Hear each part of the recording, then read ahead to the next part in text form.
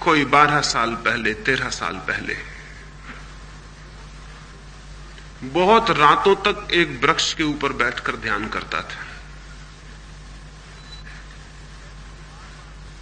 ऐसा बार बार अनुभव हुआ कि जमीन पर बैठकर ध्यान करने पर शरीर बहुत प्रबल होता है।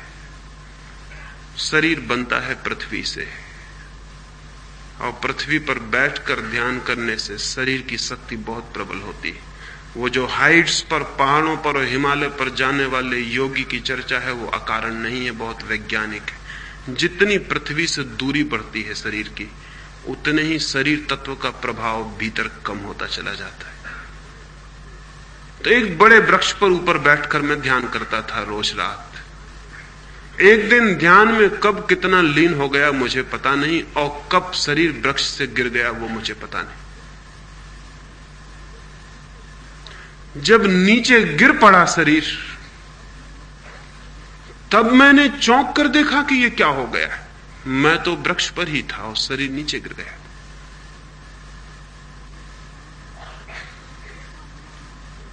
कैसा हुआ अनुभव कहना बहुत मुश्किल है। मैं तो वृक्ष पर ही बैठा था और शरीर नीचे गिरा था, और मुझे दिखाई पड़ रहा था कि वो नीचे गिर गया। सिर्फ एक रजत रज्जू, एक सिल्वर कार्ड नाभि से और मुझ तक जुड़ी हुई थी, एक अत्यंत चमकदार शुभ्र रेखा। कुछ भी समझ के बाहर था कि अब क्या होगा, कैसे वापस लौटूंगा।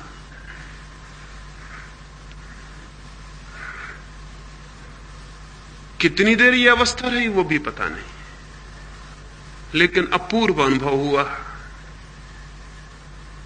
शरीर के बाहर से पहली दफा देखा शरीर को, और शरीर उसी दिन से समाप्त हो गया। मौत उसी दिन से खत्म हो गई, क्योंकि एक और देह दिखाई पड़ी जो शरीर से भिन्न है। एक और सूक्ष्म शरीर का अनुभव हुआ। कितनी देर यह रहा कहना मुश्किल है। सुबह होते होते एक दो औरतें वहां से निकली दूध लेकर किसी गांव से, और उन्होंने आके पड़ा हुआ शरीर देखा। वो मैं देख रहा हूं ऊपर से कि वो करीब आके बैठ गई हैं।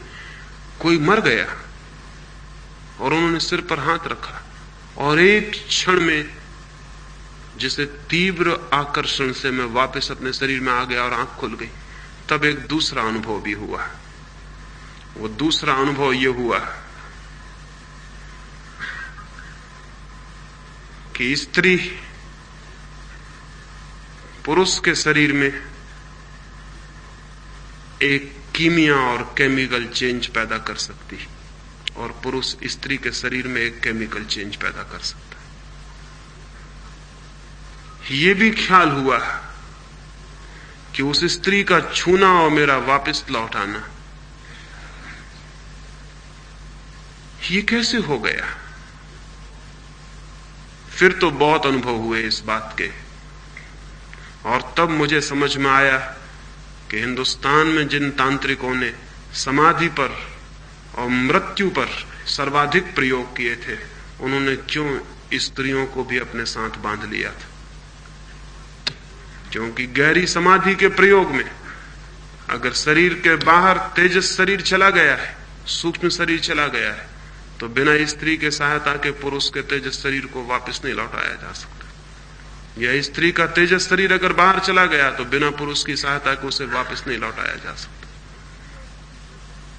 स्त्री और पुरुष के शरीर के मिलते ही एक विद्युत वृत्त, एक इलेक्ट्रिक सर्किल पूरा हो जाता है, और वो जो बाहर निकल गई है चेतना तीव्रता से भीतर वापस लौट आती है।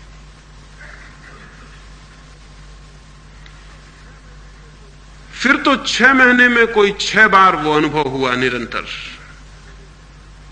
और 6 महीने में मुझे अनुभव हुआ कि मेरी उम्र कम से कम 10 वर्ष कम हो गई। कम हो गई मतलब 10 वर्ष, अगर मैं 70 साल जीता तो अब 60 ही साल जी सकूंगा। 6 महीने में एक अजीब से अनुभव हुए। छाती के सारे बाल मेरे सफेद हो गए 6 महीने के भीतर। मेरी समझ के बाहर हुआ कि ये क्या हो रहा है। और तब ये भी ख्याल आया कि इस शरीर और उस शरीर के बीच के संबंध में व्याघात पड़ गया है। उन दोनों का जो तालमेल था वो टूट गया है।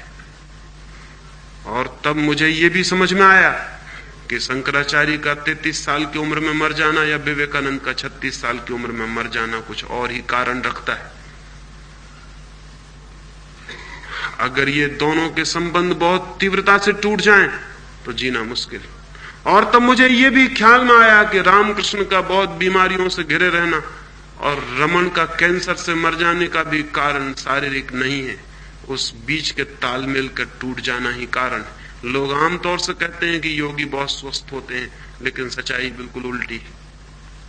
सच्चाई आज तक ये है कि योगी हमेशा रुग्ण रहा है और कम उम्र में मरता रहा है।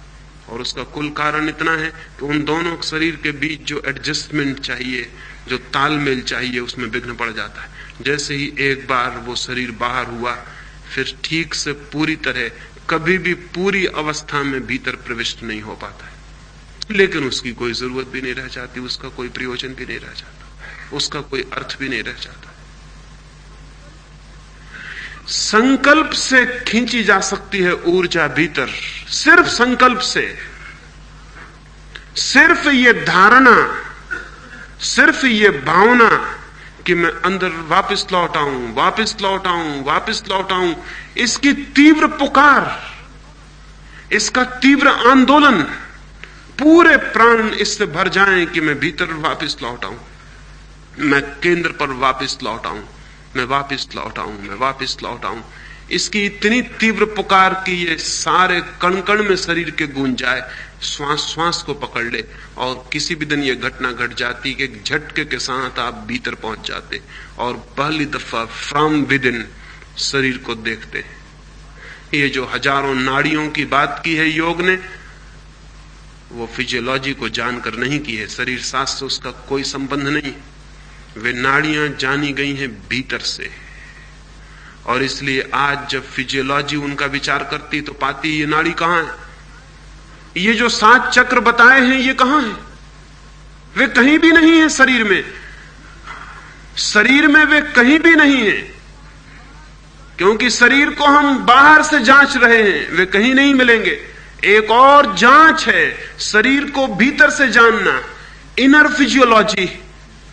वो बहुत सटल फिजियोलॉजी है, वो बहुत सूक्ष्म शरीर शास्त्र है।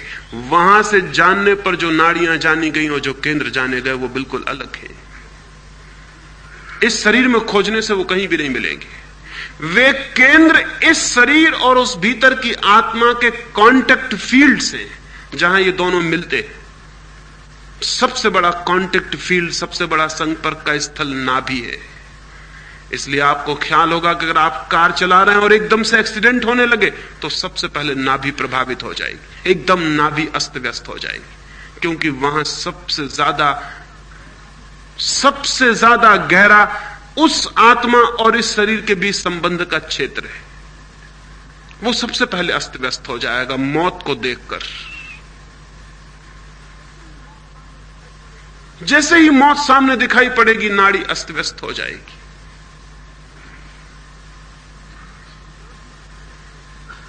नाभि अस्त व्यस्त हो जाएगी। सारे शरीर के केंद्र है और शरीर की एक आंतरिक व्यवस्था है जो उस अंतः शरीर और इस शरीर के बीच संपर्क से स्थापित हुई है। जिन चक्रों की बात है वे उनके संपर्क स्थल हैं।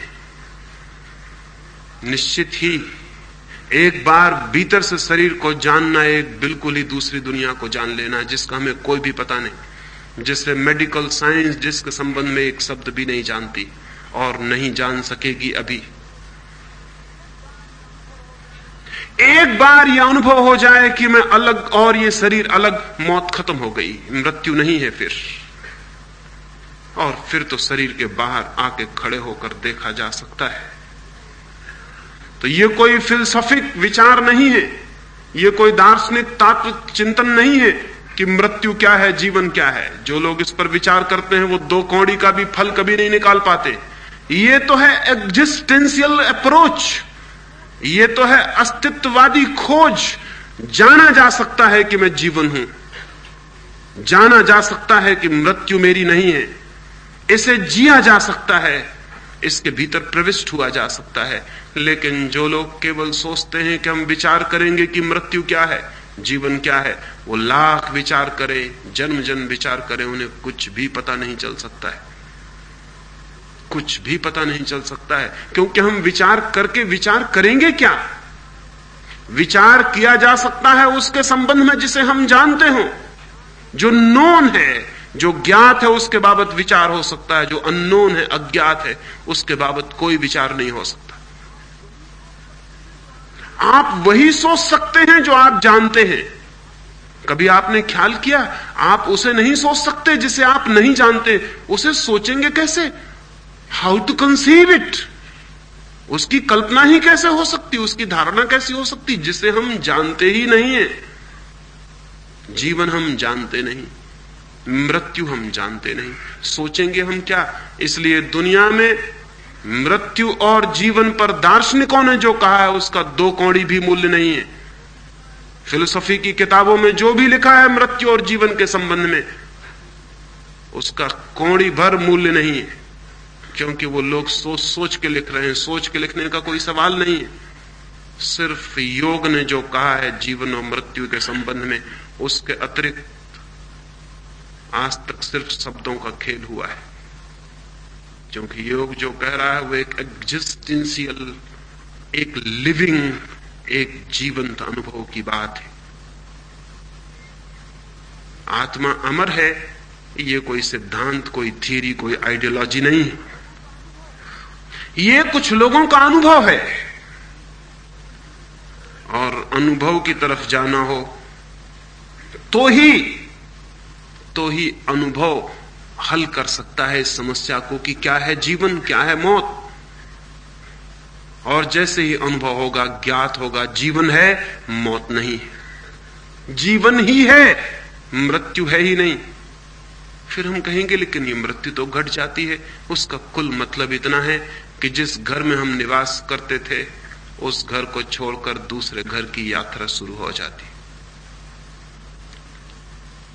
जिस घर में हम रहे थे उस घर से हम दूसरे घर की तरफ यात्रा करते हैं। घर की सीमा है, घर की सामर्थ्य। घर एक यंत्र है, यंत्र थक जाता है, जीर्ण हो जाता है और हमें पार हो जाना होता है। अगर विज्ञान ने व्यवस्था कर ली तो आदमी के शरीर को 100, 200, 300 वर्ष भी जिलाया जा सकता है, लेकिन उससे यह सिद्ध नहीं होगा कि आत्मा नहीं है। उससे सिर्फ इतना ही सिद्ध होगा कि आत्मा को कल तक घर बदलने पड़ते थे, विज्ञान ने पुराने ही घर को फिर से ठीक कर देने की व्यवस्था कर दी। उससे यह सिद्ध नहीं होगा। इस भूल में कोई वैज्ञानिक न रहे कि हम आदमी की उम्र अगर 500 वर्ष कर लेंगे, 1000 वर्ष कर लेंगे तो हमने सिद्ध कर दिया कि आदमी के भीतर कोई आत्मा नहीं। इससे कुछ सिद्ध नहीं होता।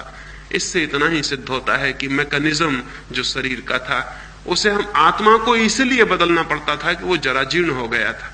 अगर उसको रिप्लेस किया जा सकता है, हृदय बदला जा सकता है, आंख बदली जा सकती है, हाथ पैर बदले जा सकते हैं, तो आत्मा को शरीर बदलने की जरूरत ना रही। पुराने घर से काम चल जाएगा, रिपेयरमेंट हो गया है। उससे कोई आत्मा नहीं है, ये दूर से भी सिद्ध नहीं होता।